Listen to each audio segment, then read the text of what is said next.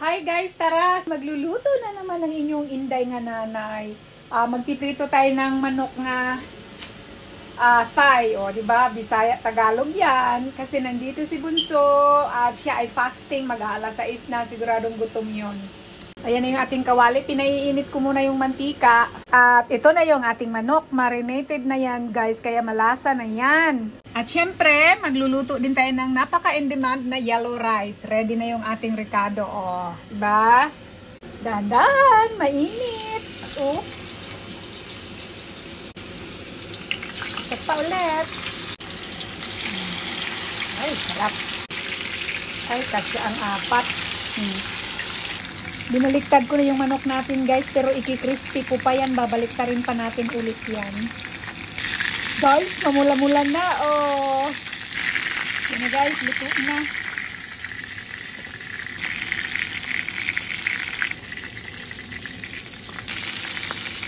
Ooh, crispy.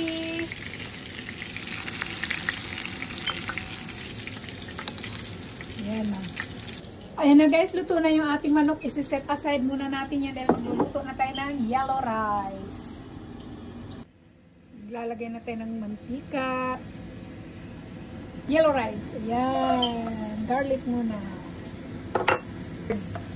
Ayan, halu-haluin muna natin. Sunod na natin ating red pepper guys.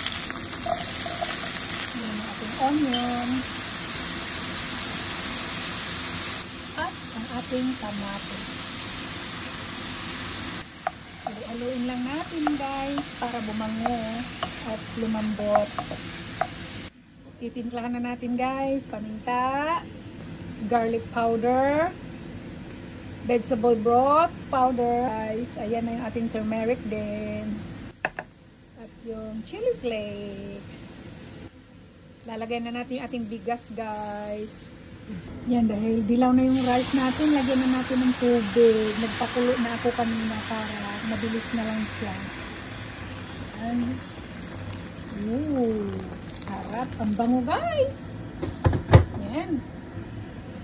Halo-haloin lang natin ng konti. Tapos tatakpan na natin yan. Pag kumulo na yan ng kulong-kulo, hinaan na natin yung ating apoy. Dahil kumukulo na guys, tatakpan na muna natin yan ng mga 15 minutes. Luin na natin guys. Baka matutong. Ang bango na oh.